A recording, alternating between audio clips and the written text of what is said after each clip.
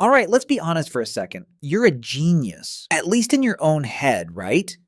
You see yourself at the top, with a shining career and a life everyone would envy. You can picture it so clearly it almost feels like you could reach out and touch it. But what's reality? You're stretched out on the couch, mindlessly scrolling on your phone for hours until your fingers go numb. Every year, you create the perfect vision board, and yet month after month, you're still in the exact same spot. When you look at your to-do list, all you feel is suffocated. If you see yourself in that picture, remember you're not alone. There's a whole crowd of people just like you out there, ambitious, but stuck. The worst part isn't that you're lazy, it's that you know you're capable of so much more, but you just can't seem to force yourself to start. Here's the good news. You're not broken. You're just caught in a subtle psychological trap that a lot of people fall into. In this video, I'm going to break down why your brain builds its own barriers when it comes to big goals. And more importantly, I'll share a simple process you can use to start right away, without depending on your feelings or short-term motivation. The truth is, when you have huge ambition and a habit of overthinking, starting becomes even harder. Your ability to analyze every risk and imagine a perfect outcome, ironically, turns into a weapon against you. So what exactly is happening inside you? In psychology, there's a concept called cognitive dissonance. It's a state of intense mental tension that happens when there's a big gap between the ideal self you believe you can become and the real self shown by your daily actions. In your mind, you're disciplined. You're an entrepreneur, a creative artist, or a top student. But in reality, you wake up late, ignore your work, and spend 6 hours a day on TikTok or YouTube. The gap between these two identities creates a quiet but constant psychological pain. And to deal with that pain, your brain starts looking for defense mechanisms. You don't want to admit that you're failing to control yourself, so you begin to rationalize your procrastination. You tell yourself, I haven't started because the timing isn't right, or the most common one, I'm exhausted. I need to rest so I can work better tomorrow. But that tomorrow is an illusion. When tomorrow comes, you repeat the exact same pattern of avoidance. You wake up feeling determined, but just a few hours later, your energy fades and you reach for your phone again. After a long day, you come home, lie in bed, and replay everything in your head, blaming yourself. You think that self-criticism means you still care about your goals. But from a behavioral perspective, that guilt only drains your neural energy, making you wake up the next morning tired and even more likely to give in to laziness. Here's what you need to understand right now. Your laziness is not a character flaw or a moral weakness. You are a victim of your body's survival mechanism. To truly fix this problem, you have to stop judging yourself. You need to see your brain as a biological machine that's been programmed the wrong way. And to reprogram it, we have to go deeper into neuroscience. Why is scrolling on your phone easy, but opening your laptop to work feels like moving a mountain? Because inside your skull, a biological conflict is happening between two systems. First is the logical brain, the prefrontal cortex. This is where your ambition lives. It can think long-term. It understands that if you work hard today, 5 years from now, you'll have a successful life. Second is the survival brain, the limbic system. This is the ancient part of your brain. It does not understand the concept of the future. Its only job is to keep you alive right now, following one unbreakable rule: save energy and avoid pain. When you start a difficult task, your logical brain knows it's good for your future, but your survival brain sees stress and a huge amount of energy about to be used up. From a biological point of view, it sees that mental fatigue as a survival threat. Immediately, it switches on defense mode. It takes control away from the logical brain.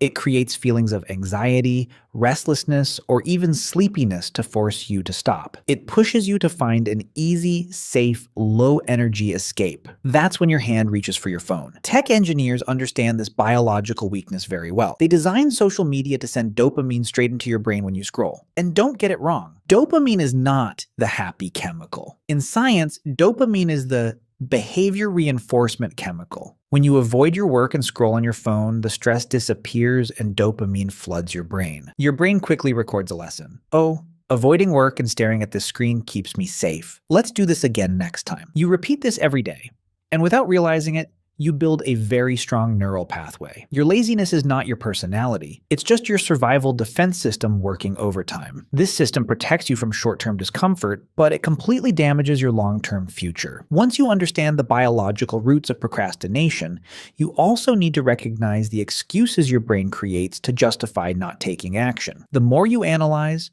the better your brain becomes at producing logical-sounding arguments. You're stuck because of 3 extremely subtle psychological traps. The first trap is the motivation delusion. The self-help industry has brainwashed us into thinking, you need motivation to work.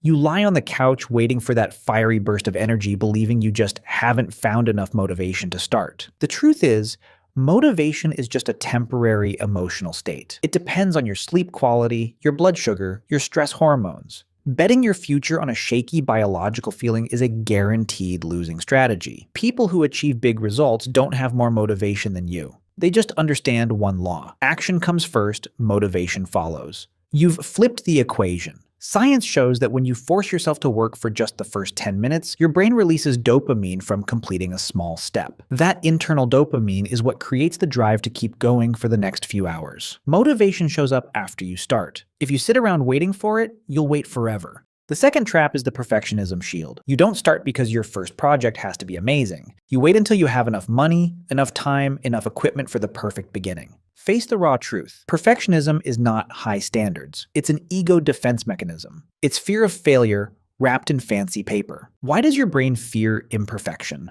Because in your head, you see yourself as someone with huge potential.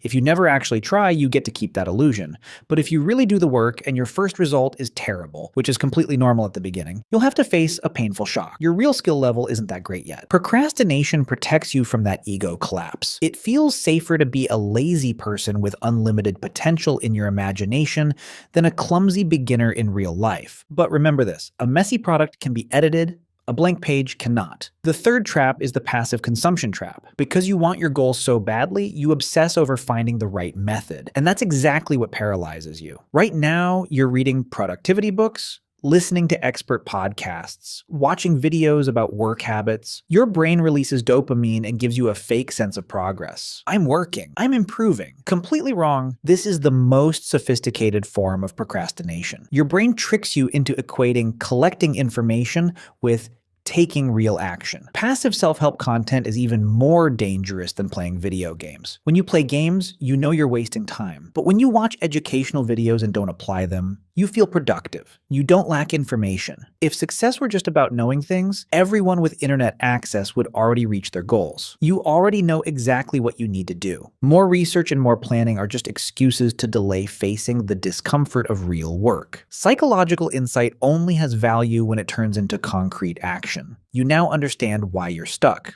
Next, I'm going to share a roadmap with 4 unbreakable principles to reprogram your nervous system. Principle 1, embrace the friction. Starting today, you need to completely change your expectations about how work is supposed to feel. Permanently let go of the idea that you'll feel comfortable, energized, and excited when you begin a hard task. You will feel bored. You will feel resistance from inside. Your body will feel restless. Your brain will keep sending signals telling you to stop and check your phone. You must accept this discomfort as a natural physical feature of working, just like sweating and sore muscles when you lift weights. Without that soreness, muscles don't grow. In the same way, without psychological resistance, discipline cannot form. Your goal is not to wait for the discomfort to disappear. Your goal is to act with the discomfort. Every time you choose to stay at your desk while your entire biological system is screaming for a break, you are making a physical change in your brain. You are weakening the neural connections of the avoidance habit and strengthening your prefrontal cortex so it can take back control. Usually this resistance peaks in the first 10 to 15 minutes. If you survive that window, the momentum of focus will take over on its own. Principle 2, make the action ridiculously small. Micro-stepping. Why do you feel suffocated when you look at your to-do list? Because you're letting a massive workload crush your nervous system. When you set a goal like finish a 20-page report or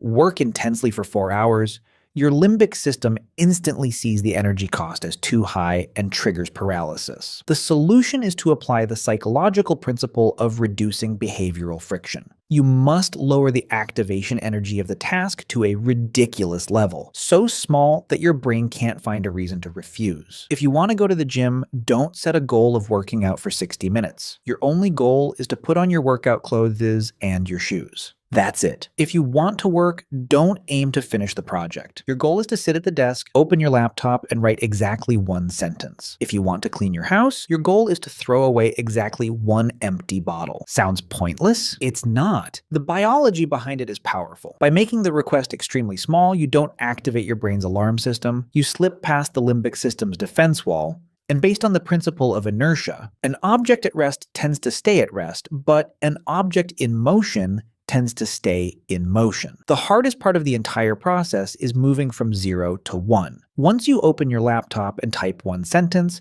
the giant psychological barrier is broken. Writing the second and third sentences happens naturally because of behavioral momentum. Principle 3. Design your environment. Many people think disciplined individuals simply have unlimited willpower. Science shows the opposite. The theory of ego depletion suggests that willpower is like your phone battery. It's a limited biological resource, and it drains every time you have to resist yourself. If your phone sits on your desk, every 3 minutes your brain sends an urge to pick it up. You use willpower to tell yourself, no, I need to focus.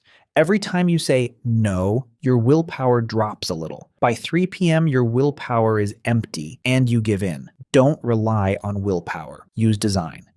You must restructure your physical space so you don't even have to make the decision to resist. You cannot be lazy if your environment doesn't support laziness. Make physical changes to your workspace. Charge your phone in another room and silence it. Keep it out of reach and out of sight. Block entertainment websites with strict software during work hours. Clear your desk of anything that can grab your attention except your work tools. The principle is simple and cold. Make bad habits extremely difficult and inconvenient. Make working the only available option in your space. When distractions no longer physically exist, focus stops being a choice. It becomes the default response. Principle 4. Strategic forgiveness. This one goes against your instincts, but it's the key to breaking the procrastination loop. Most people believe that when they fail to complete their goals today, they need to insult themselves and drown in guilt so that tomorrow they'll be more motivated. From a neuroscience perspective, that self-punishment is productivity suicide. Guilt, shame, and self-blame create a surge of stress hormones, especially cortisol. When stress levels rise, your brain's survival system activates. And as we discussed,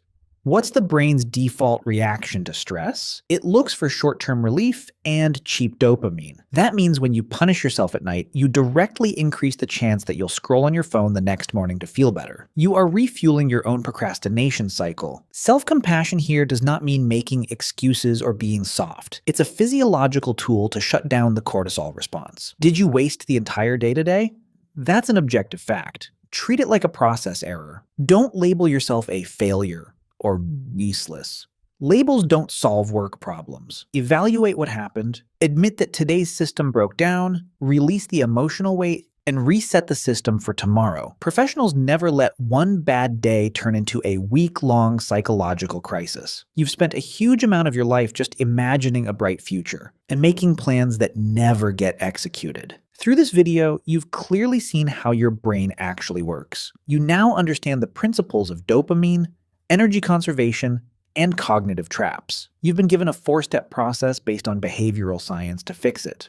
Lack of knowledge is no longer a valid excuse for avoiding action. Okay, now I'm going to tell you the harshest truth. No one is coming to save you. There will be no magical moment where your exhaustion suddenly disappears and you're flooded with energy. No YouTube video, no book, no motivational speaker can replace the fact that you must sit down and face the difficulty of the work yourself. You are the one who created your current loop, and you are the only one who has the power to end it. Your life 5 years from now will not be decided by the ambitions in your head. It will be decided by the accumulation of tiny decisions you make right now. Every time you choose between picking up your phone or starting your work, you are casting a vote for the identity you want to become. Will you keep avoiding reality, or will you start building discipline and producing results? It's a trade-off between two kinds of pain. You must choose to endure the discomfort of effort now, or endure the long-lasting pain of regret decades later when you look back at a wasted life. You don't get to choose permanent comfort. You only get to choose which pain you're willing to carry. And if you saw yourself in today's story, hit subscribe and share this with a friend you care about. Because here, we don't just learn psychology, we learn how to understand ourselves.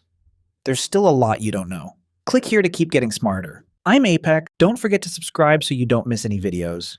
Goodbye, and I'll see you next time.